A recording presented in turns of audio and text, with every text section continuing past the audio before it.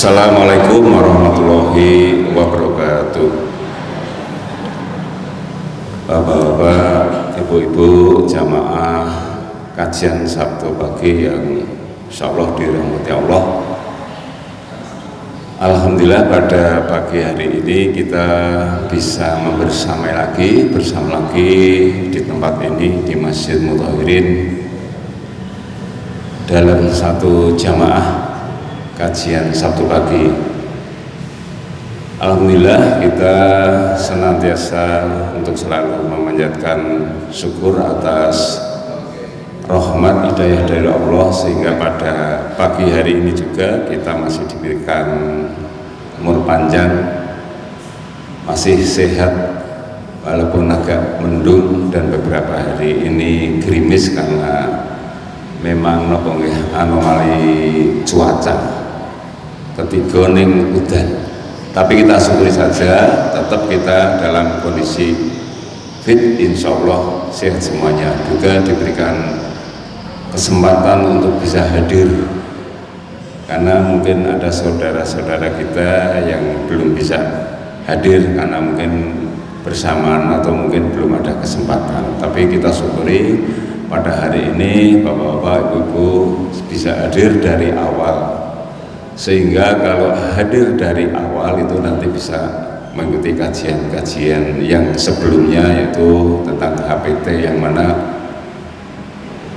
kita semuanya akan bisa mengaji bersama tentang apa itu himpunan putusan tarjih. Jadi untuk mengingat waktu, karena ini sebelumnya sudah siang, hanya mendung saja sehingga kesannya masih gelap, tetap masih baru subuh. Monggo untuk kajian pada pagi hari ini kita mulai saja dengan bacaan basmalah. Bismillahirrahmanirrahim. Seperti biasa pada saat ini yang pertama nanti akan disampaikan bacaan himpunan putusan tarjih. Ini ada filenya juga, kalau mau butuh kopiannya nanti bisa kita layani, atau mungkin akan kita bendel nanti juga bisa kita layani. Untuk itu kepada Pak Kusmanto seperti biasa akan menyampaikan bacaan himpunan putusan tarjih.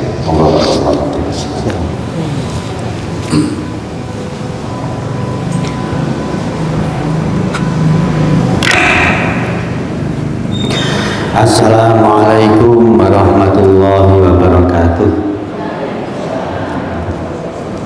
Alhamdulillahirabbil alamin. Assalatu wassalamu ala asyrafil anbiya'i wal mursalin sayyidina wa maulana Muhammadin wa ala alihi wa ashabihi ajma'in, amma ba'd. Bapak-bapak, ibu-ibu, hadirin hadirat, saudara-saudaraku semuanya yang dirahmati Allah, kita lanjutkan kajian Kaifiatus Shalah Al-Maktubah, tata cara sholat wajib. Sudah sampai pada bab sujud. Sekarang adalah posisi sujud. Untuk mengingatkan lagi pada kajian-kajian terdahulu, kita sudah sampaikan, yaitu tata cara sujud menurut tuntunan Rasulullah Muhammad sallallahu alaihi wasallam. Yang pertama adalah membaca takbir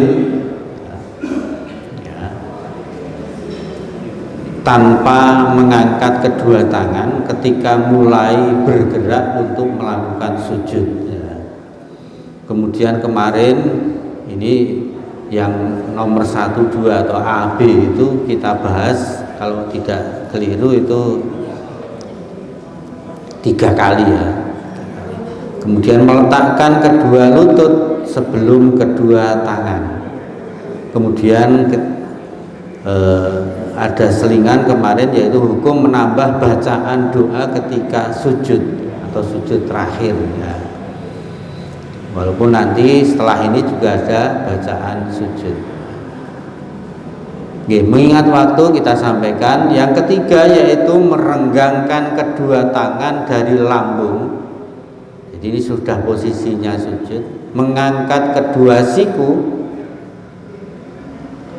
telapak tangan diletakkan sejajar dengan bahu serta merapatkan jari-jari tangan dan tidak digenggam.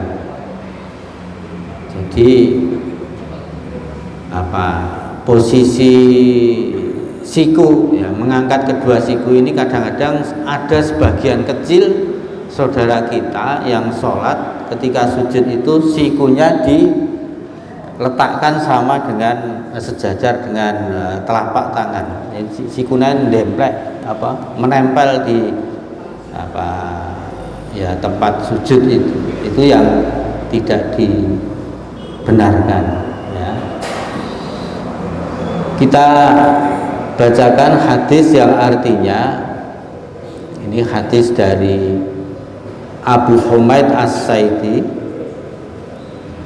Saya lebih cermat atau lebih hafal dari diantaramu tentang sholat Rasulullah Shallallahu Alaihi Wasallam. Aku melihat beliau ketika bertakbir mengangkat kedua tangannya setentang dengan bahunya,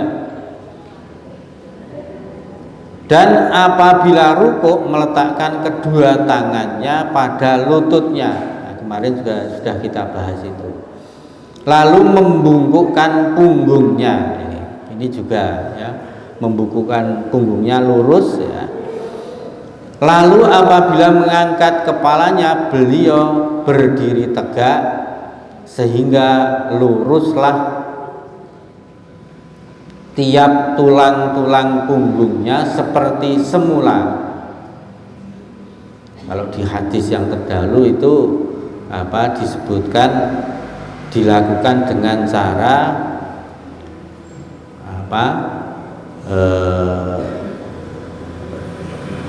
tidak terburu-buru ya,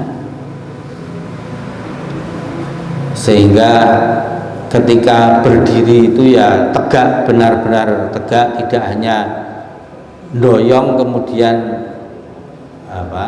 melakukan gerakan berikutnya, atau ketika punggungnya lurus ya, rukuk itu ya rukuknya sempurna ya. Lalu apabila sujud, ia letakkan kedua telapak tangannya pada tanah. Kalau sekarang ya di lantai atau sajadah atau karpet dengan tidak meletakkan lengan. Nah ini tidak meletakkan lengan, jadi lengannya tidak diletakkan ya, dan tidak merapatkannya pada lambung, dan ujung jari kakinya dihadapkan ke arah kiblat. Kemudian apabila duduk pada rakaat yang kedua, ia duduk di atas kaki kirinya dan menumpukan kaki yang kanan, menumpukannya. Kemudian apabila duduk pada rakaat yang terakhir, ia memajukan kaki kirinya. Jadi kaki kirinya yang tadi diduduki itu ya, dimajukan, artinya sampai di bawah kaki kanan ya, ditumpukan depan tumpukan kaki kanan dan menumpukan kaki kanannya serta duduk bertumpu pada pantatnya. Jadi ini yang di rakaat terakhir ya, hadis riwayat Bukhari. Ini satu hadis saja Bapak Ibu ya, ini diantara posisi yang sangat jelas ya, hadisnya. Nanti ada keterangan-keterangan lain dari hadis yang lainnya juga ya, bahwa ketika posisi sujud itu dimulai dengan ini tadi, bertakbir tidak mengangkat tangannya ya, kemudian yang penting yaitu tangan ini lengannya tidak diletakkan, atau sikunya itu berarti diangkat ya. Kemudian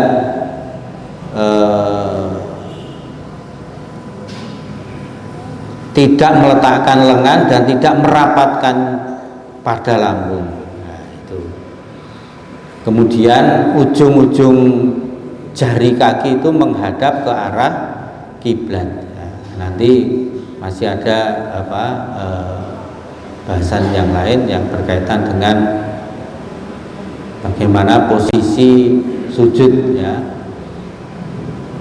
dahi, kemudian dan yang lainnya. Demikian, semoga yang sedikit bermanfaat. Insya Allah kita lanjutkan pada kesempatan yang akan datang. Billahi taufik wal hidayah wal afu minkum.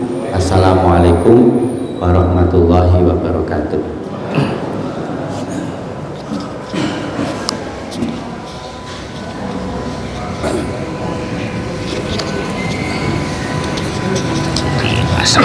Oh, sih.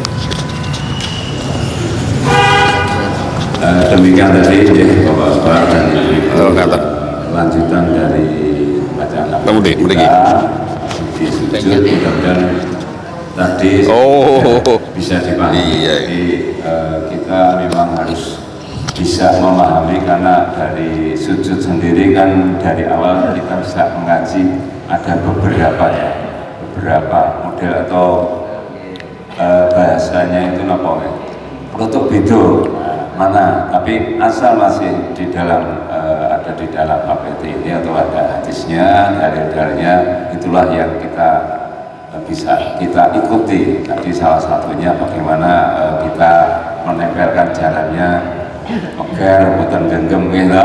Kadang kan soal nasihat nanti genggamnya ini bener apa orang seperti itu. Jadi kita nanti akan tahu, termasuk rodok ogar nemplek. Itu di kajian pada hari ini. Nanti akan disampaikan lain lagi pada saat kesempatan yang akan datang, ya. Jadi kajian pada pagi hari ini untuk HPT kita cukupkan dulu, nanti akan disambung. Terima kasih untuk Pak Kusmanto yang telah menyampaikan kajian masalah HPT pada pagi hari ini. Baiklah Bapak dan Ibu, untuk selanjutnya kajian kita materi inti akan disampaikan Bapak kita, Bapak Ustadz Dr. Haji Wahyudani MK. Pada beliau dipersilakan.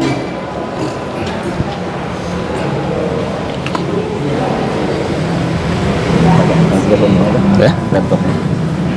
Oh iya. Tapi itu tidak itu kan konektornya lama. Nah, pakai yang lama. Lama tuh ini. Nah, itu iya.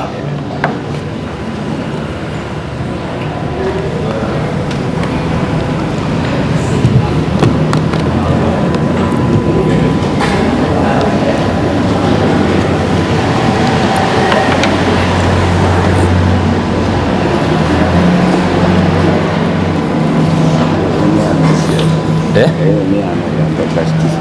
Oh, sini. Berarti, nah ini.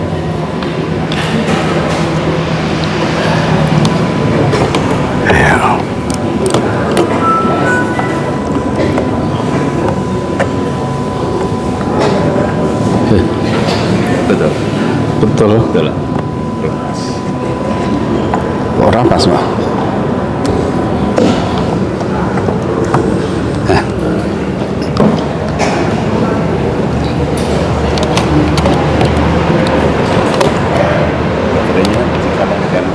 Masih full ya? Masih full. Iya, tapi mungkin coba moga-moga nanti ya.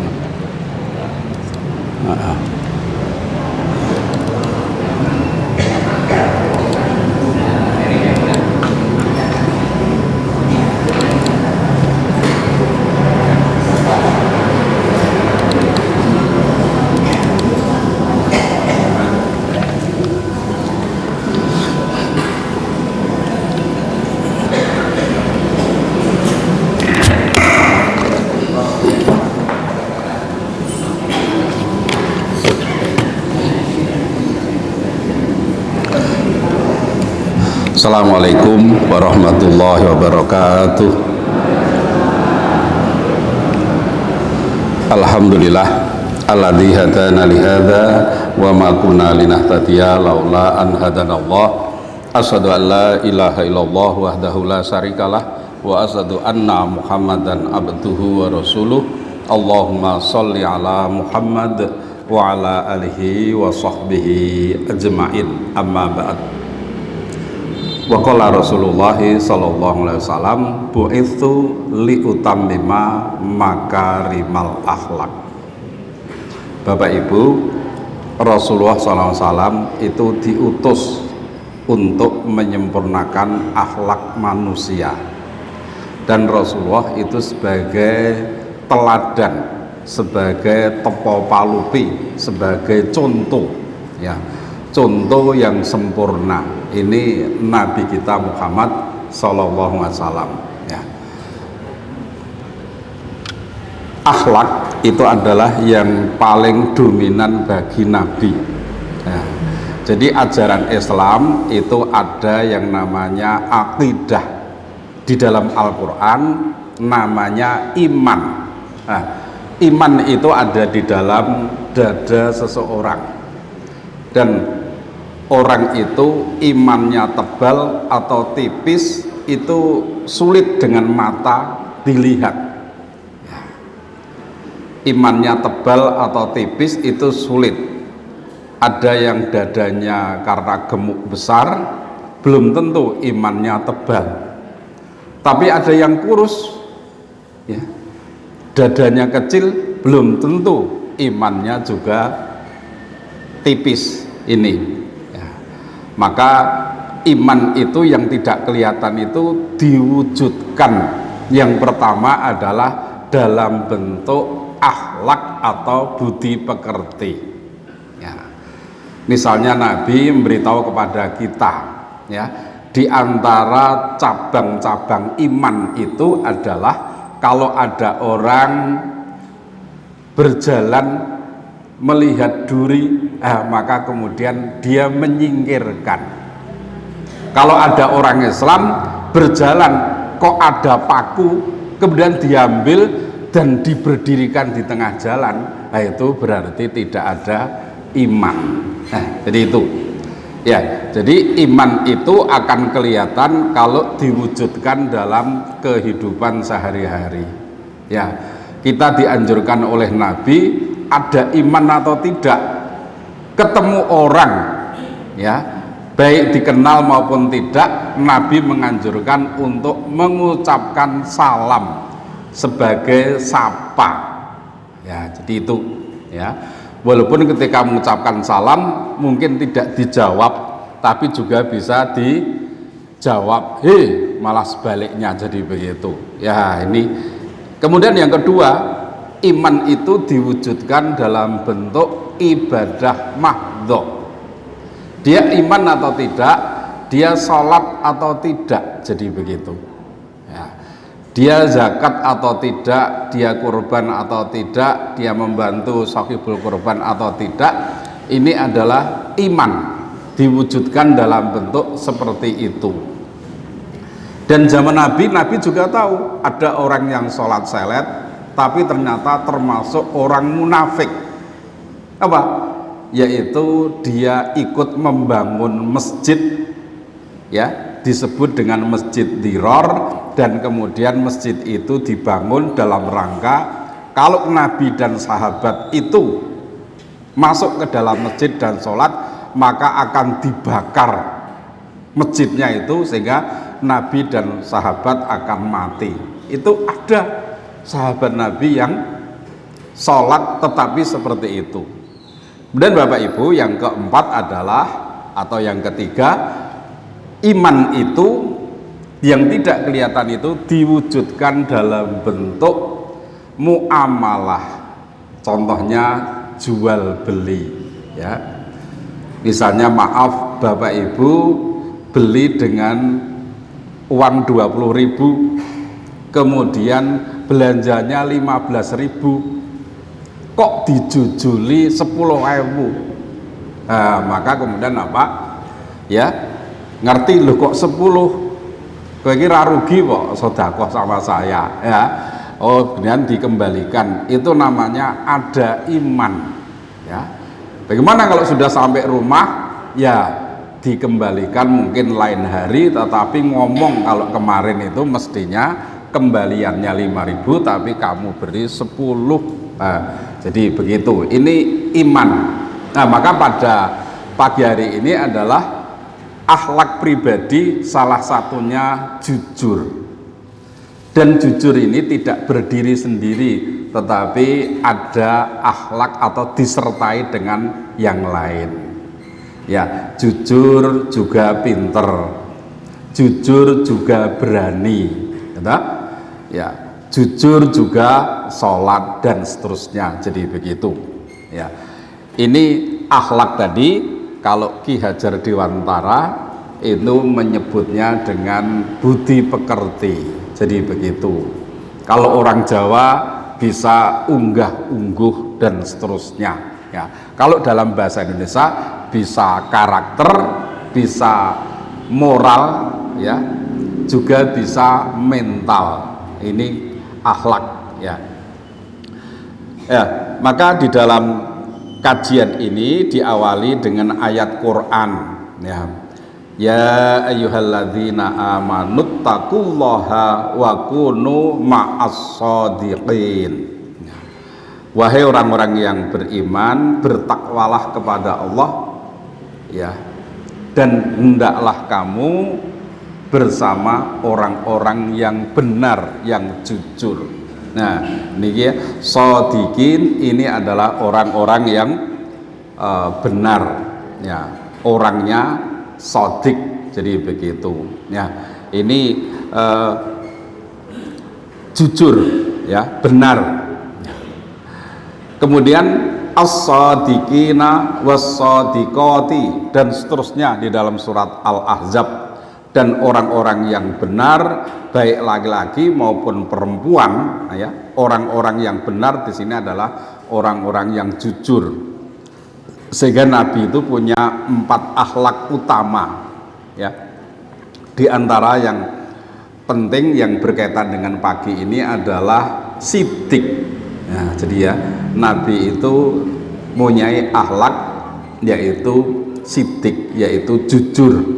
Nah, Bapak Ibu yang saya hormati, kemudian dalam surat Muhammad ayat 21 di situ juga disebutkan ya, seandainya mereka selalu jujur terhadap Allah, niscaya yang demikian itu lebih baik bagi mereka ya.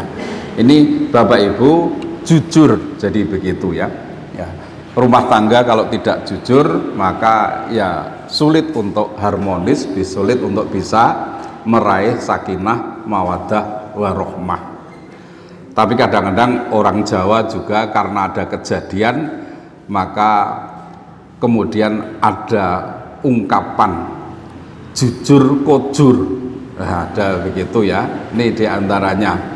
Dan kita juga tahu di berita dan seterusnya ya, tidak sedikit orang-orang yang jujur kemudian disingkirkan ya. Mengapa? Karena bahasanya orang Jawa itu nyebai gitu ya.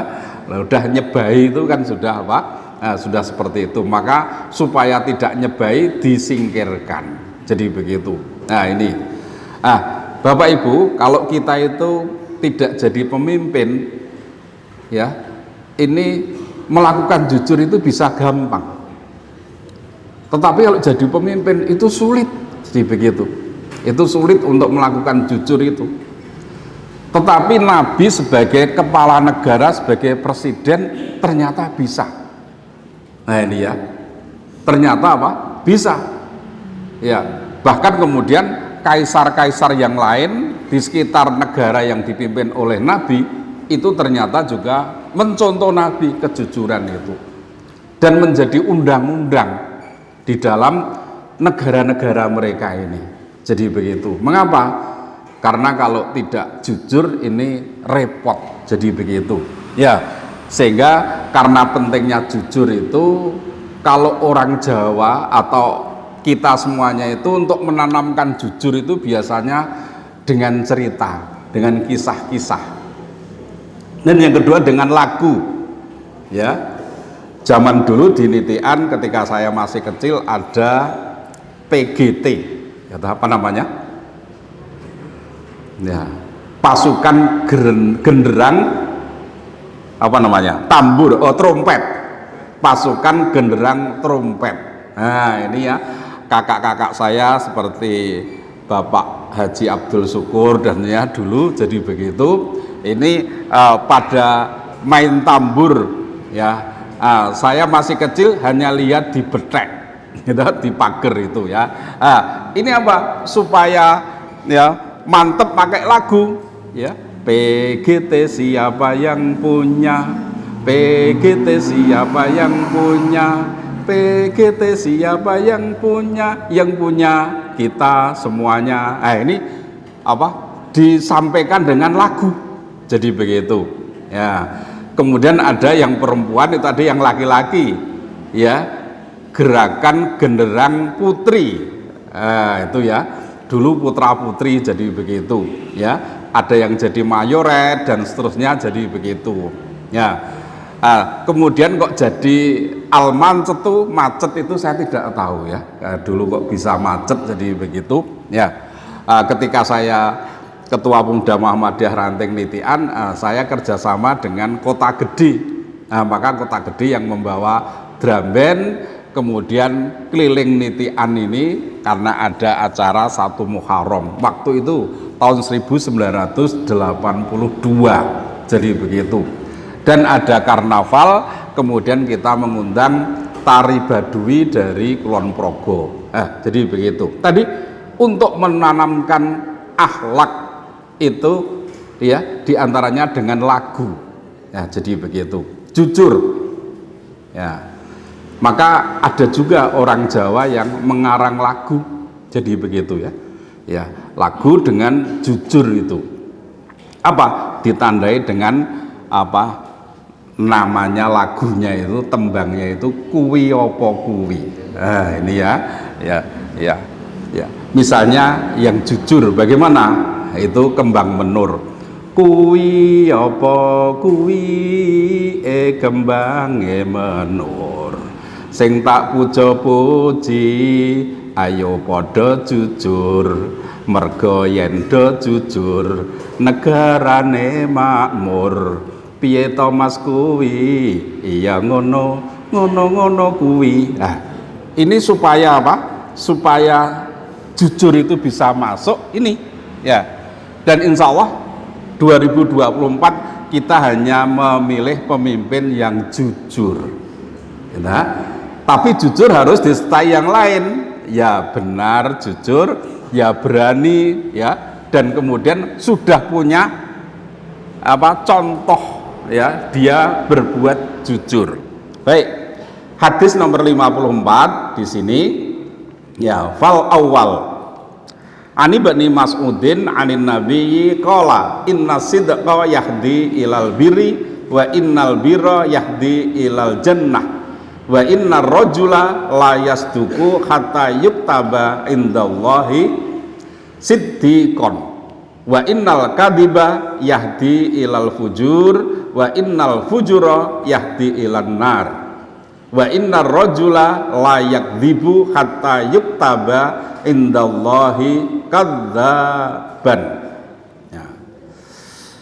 Kalau kita lihat terjemahnya di sini, Rasulullah SAW bersabda, sesungguhnya kejujuran itu membawa kepada kebaikan.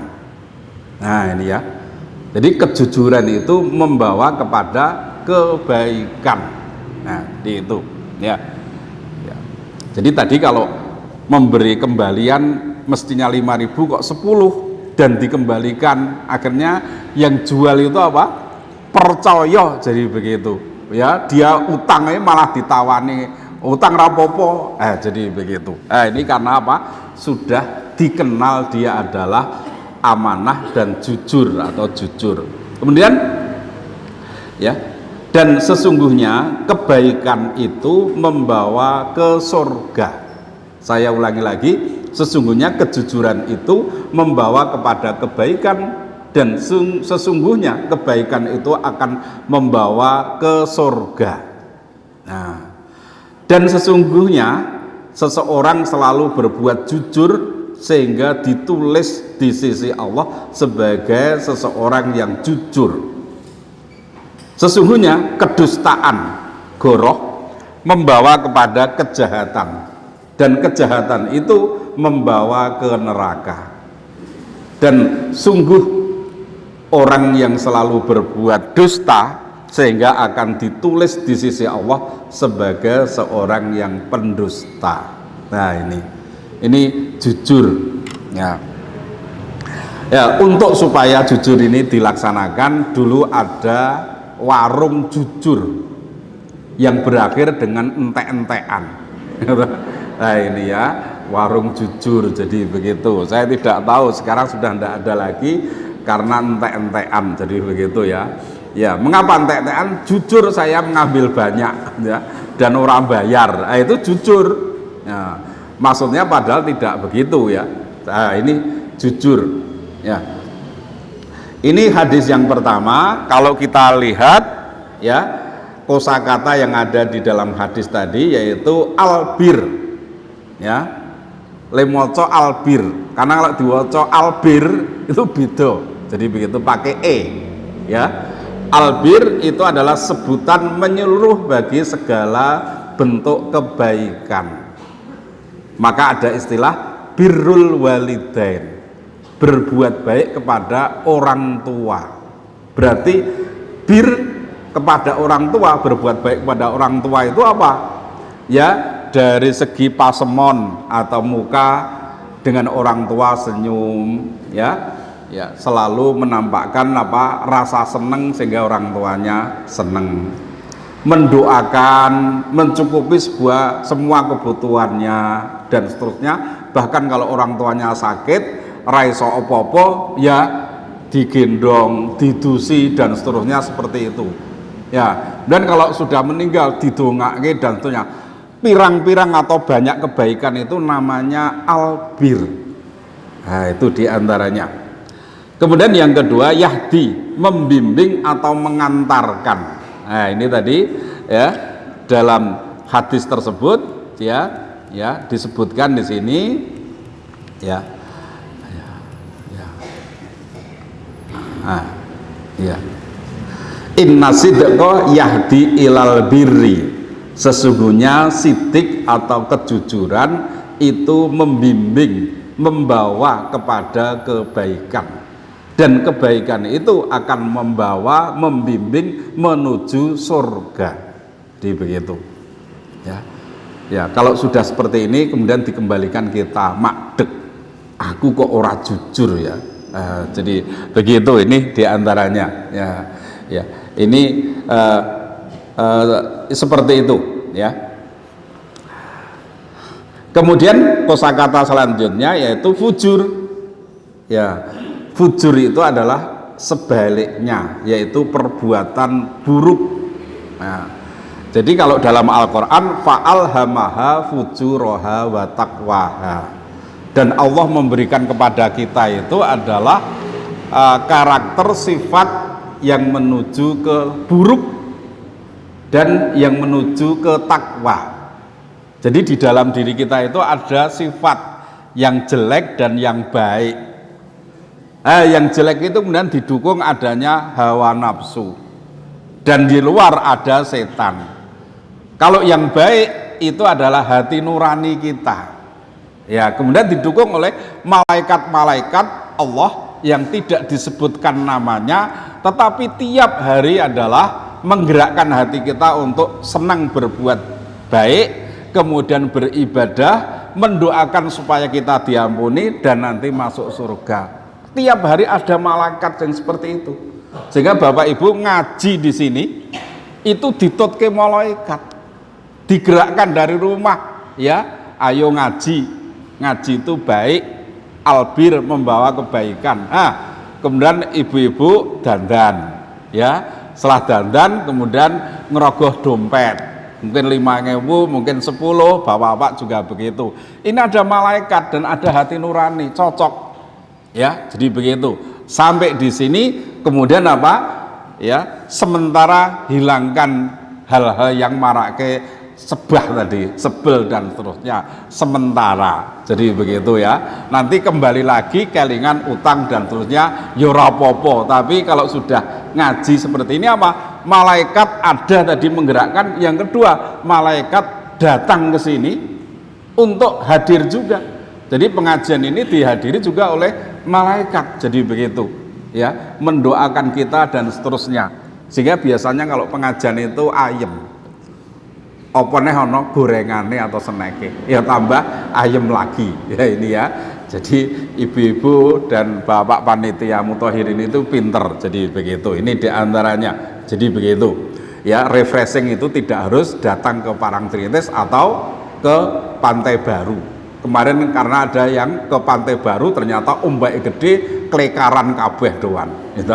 Yang dikrakal terus dicokot apa namanya itu ya, biru-biru itu dan seterusnya. Nah ini, maka hadis ini tadi ya, yang pertama kandungannya anjuran untuk berbuat jujur, sebab kejujuran menjadi sarana menuju ke segala kebaikan ya.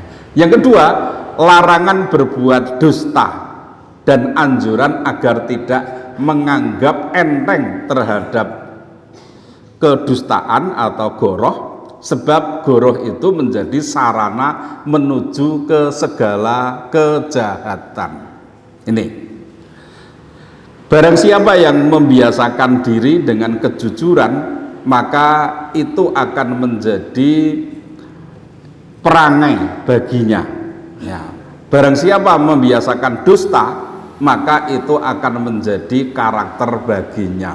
Nah ini ya, ada pendusta, ada orang yang apa? Sidik jujur. Jadi begitu ya.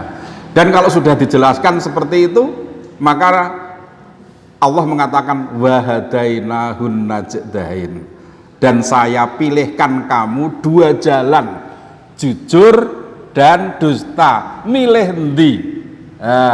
Maka otak kita, hati kita kemudian menentukan, oh saya milih jujur ya, saya milih dusta. Jadi begitu, ini diantaranya akhlak yang mulia ya, seterusnya ya. Kandungan dari hadis ini adalah barang siapa terkenal dengan sesuatu, maksudnya tadi kalau jujur sidik, maka tepat baginya untuk dijuluki dengan julukan ya, orang yang jujur ya. Jadi begitu ya. Kalau di dalam pewayangan itu adalah ya Yudhistira, itu adalah tokoh yang jujur ya. Kemudian akhlak mulia diperoleh dengan membiasakan diri untuk menerapkannya, sebab jiwa itu sangat terpengaruh oleh sebab-sebab yang dapat mengantarkan kepada kebaikan dan akan merubah tabiatnya. Demikian juga sebaliknya. Nah, jadi kalau kita mau buat jujur, ya dikulinake, dibiasakan si punya sifat jujur kepada siapa saja jujur. Ya, anak-anak juga dibiasakan. Jadi begitu. Ya, ada telepon kering, ya, tidut ya, itu ya. Assalamualaikum, waalaikumsalam, ya, iya. Ini adik, iya, ya. Ibu ada enggak? Ya, jadi begitu. Ada, baru masak, sebentar saya bawanya HP-nya. Jadi begitu. Ternyata ada. Tapi kalau dibisik oleh ibu, ya, ini mau cari ibu, ya, ibunya di belakang. Kondone ra ono. Jadi dia. Nah, ini berarti apa? Dia berarti dusta kepada yang nelpon, yang dua ngajari dusta kepada yang nompo telepon anaknya itu. Berarti sudah dua. Dan kalau kulino seperti itu, ya goroh itu enteng. Dan berarti apa? Goroh itu nanti akan menjadi sumber kejahatan, dan kejahatan itu menuju ke neraka. Monggo dilimbang-limbang kita ini sudah jujur atau belum. Kemudian kandungan yang terakhir hadis ini adalah amal soleh tempat kembalinya adalah surga, sedangkan perbuatan buruk tempatnya berada di neraka. Kemudian hadis nomor 54 tadi, kita 55 ya. Afani an Abi Muhammadin Al-Hasan bin Aliyin Anna bin Abi Thalib radhiyallahu anhu qala hafidtu min Rasulillahi sallallahu alaihi wasallam ma yaribuka ila ma la yaribuka fa inna sidqa tumakninatun wal kadhiba ribatun ya. Rawahu Tirmidzi wa qala hadisun sahihun ya. Terjemahnya adalah ya, hadis dari Muhammad Al-Hasan bin Ali bin Abi Thalib ya, berarti cucu Nabi ya.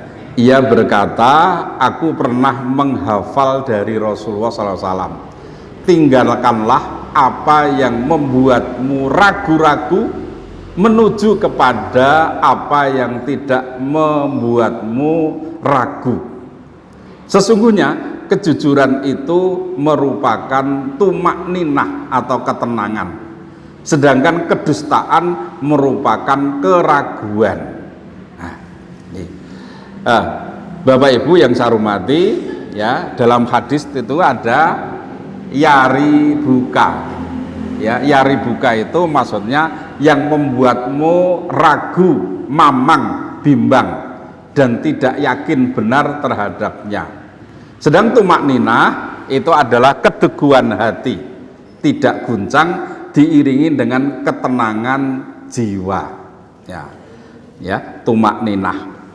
Maka kandungan hadis yang ke-55 tadi adalah satu, menahan diri dari hal-hal yang bersifat subhat dan mutasabihat, serta menjauhinya merupakan salah satu bentuk warok atau sikap perwira.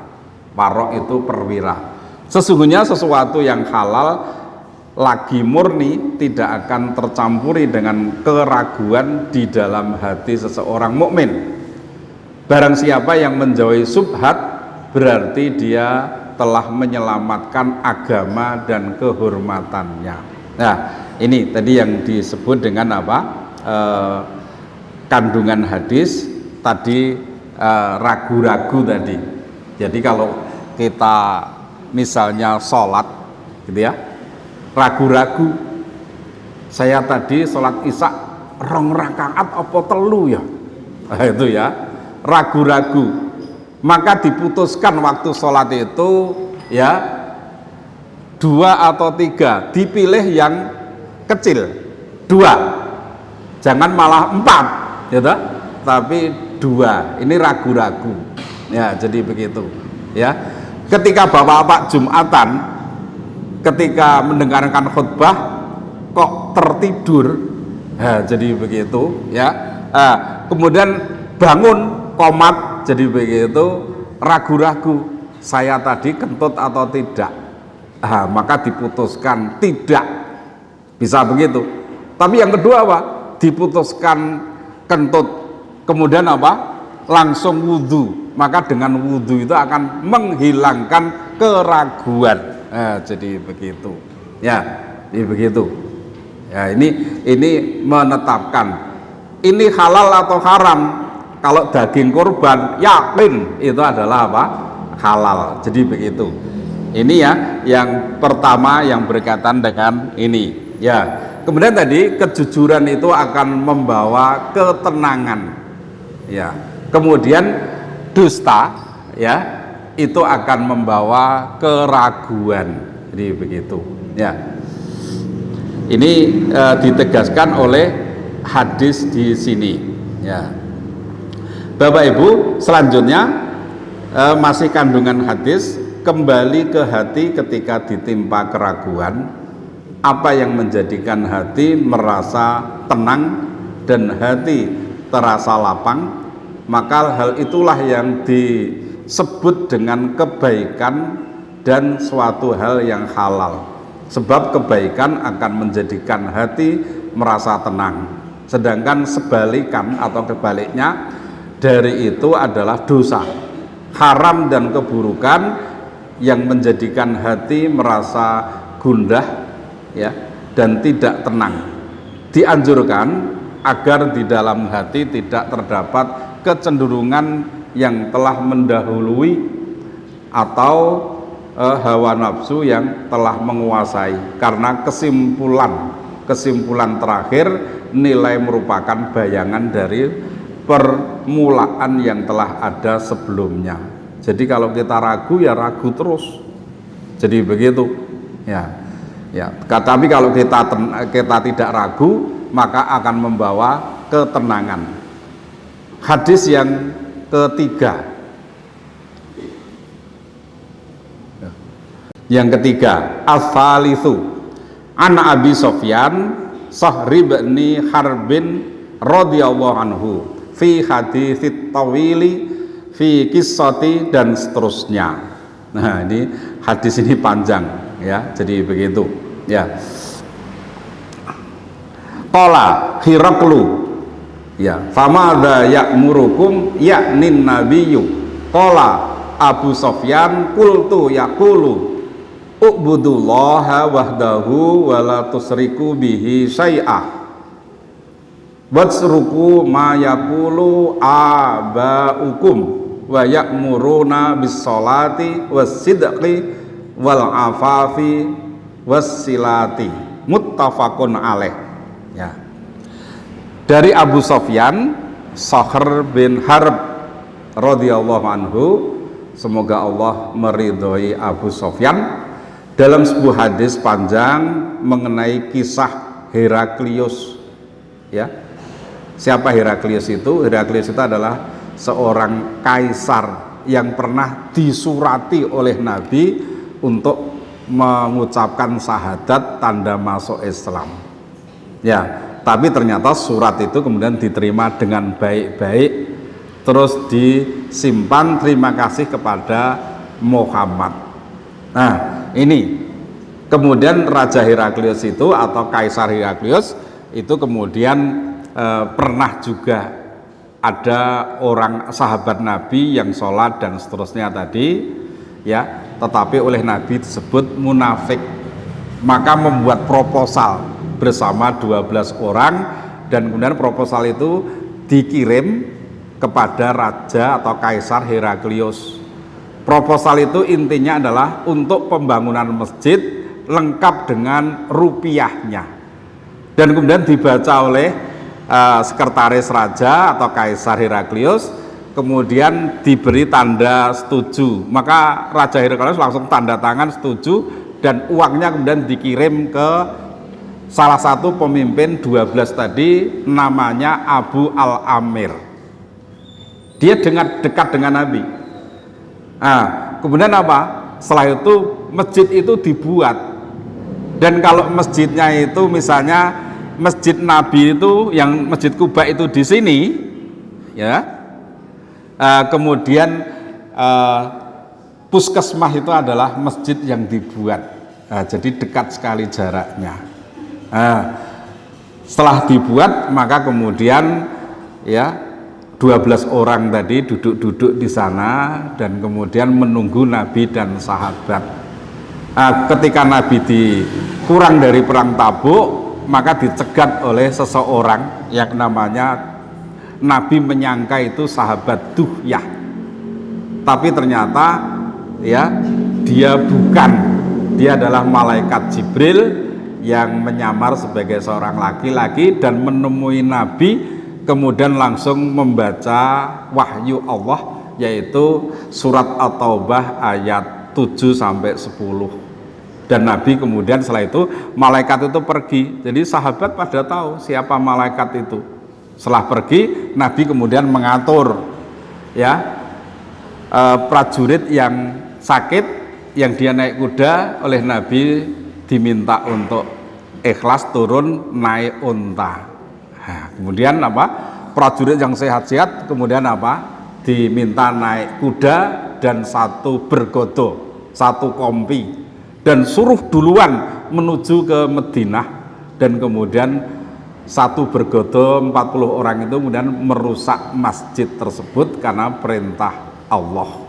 Karena masjid itu didirikan atas dasar kekafiran dan kemunafikan untuk membunuh sahabat dan Nabi. Nah, ini di dalam surat At-Taubah tadi, Kaisar Heraklius tadi adalah yang membiayai pendirian masjid itu, sehingga setelah hancur tinggallah masjid Quba yang didirikan atas dasar takwa, dan di masjid itu bisa mensucikan hati dengan berzikir, sholat, dan berbuat baik yang lain. Selanjutnya hadis, Heraklius berkata, lalu apa yang dimaksudkan adalah Nabi perintahkan kepada kalian. Kukatakan, beliau bersabda, beribadalah kepada Allah saja dan jangan kalian menyentuhkannya dengan sesuatu pun yang lain. Raja Heraklius itu Nasrani, berarti menyembah Yesus, jadi begitu. Maka tinggalkanlah apa yang dikatakan oleh nenek moyang kalian.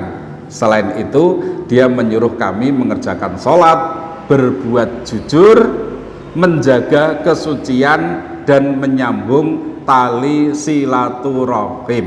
Nah, ini ya. Jadi kalau di dalam hadis ini, kalau kita mau jadi orang baik, orang Islam, muslimah dan mukmin yang baik adalah mengerjakan 4. 1, sholat. Yang kedua, berbuat jujur. Yang ketiga, menjaga kesucian.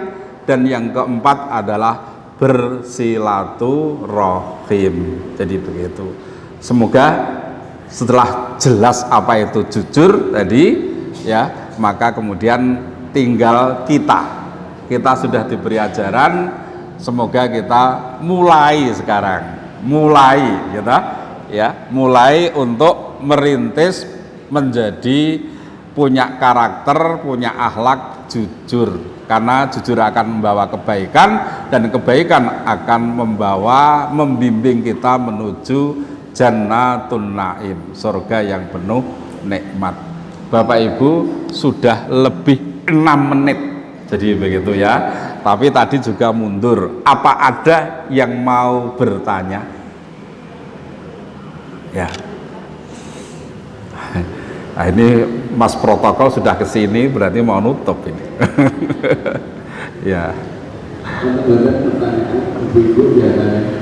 Ya. Ini pertanyaan. Kayaknya disimpan banget. Ya. Kalau tadi kembang menur ya Pak ya. Sekarang kembang melati ya. Kuwi apa kuwi kembang melati. Sing tak puja-puji aja do korupsi. Mergo yen korupsi negarane rugi.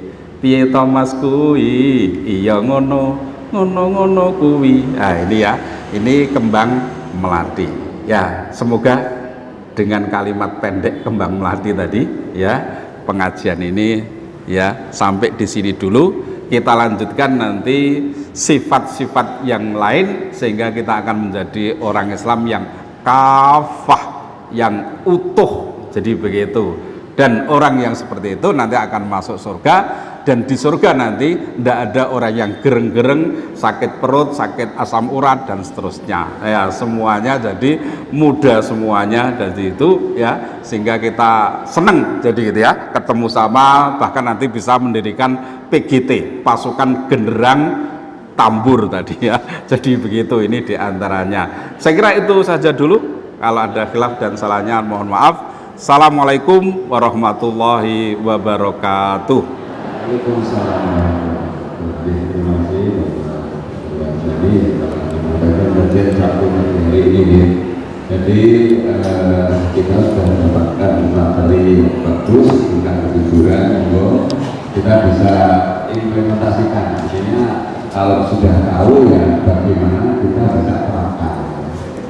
Jadi nomor 1 adalah kejujuran itu bagaimana, karena kalau melihat saat ini nyambung dengan tadi yang disampaikan terakhir Pak Warzani, nanti yang namanya korupsi itu memang kita tahu itu di tingkat pusat, tingkat daerah itu sangat berbeda. Dari mana itu semuanya? Maka kita coba menerapkan ini dari kita masing-masing. Kalau insya Allah kita itu kejujurannya sudah kuat atau tingkat tinggi, tidak seperti itu, sehingga negara kita itu sebetulnya negara makmur. Indonesia itu bukan negara makmur. Siapa lagi kalau tidak kita semuanya? Maka lewat kegiatan-kegiatan seperti ini tentu saja kita akan bisa menyampaikan masalah kejujuran ini kepada siapa saja, diri pribadi, keluarga, mungkin nanti pada anak cucu kita, sehingga suatu saat siapa tahu anak-anak kita, cucu kita itu kalau nanti menjadi pemimpin ya pemimpin yang baik. Kalau masih pribadi mungkin tak mudah menjalankan, tapi kalau sudah dipercaya jadi pemimpin itu RT ya pemimpin ya, RW juga itu sudah banyak ujian. Jadi seperti itu Bapak Ibu, kajian kita pada pagi hari ini. Saya ucapkan terima kasih pada Bapak Ibu semuanya. Tetap istiqomah mengikuti kajian. Monggo besok hari Sabtu yang akan datang, mungkin yang belum bisa tahu atau mungkin lupa, atau mungkin nanti bisa diingatkan. Jadi kita saling mengingatkan, saling menasihati dalam hal kebaikan dengan penuh kesabaran seperti itu ya. Untuk itu saya ucapkan terima kasih dari Takmir Masjid Mutawhid untuk Bapak Ustaz Dr. Madani, Bapak Ibu semuanya. Monggo kajian pada pagi hari ini kita akhiri dengan lafaz hamdalah. Alhamdulillahirabbil alamin. Dan saya sampaikan assalamualaikum warahmatullahi wabarakatuh.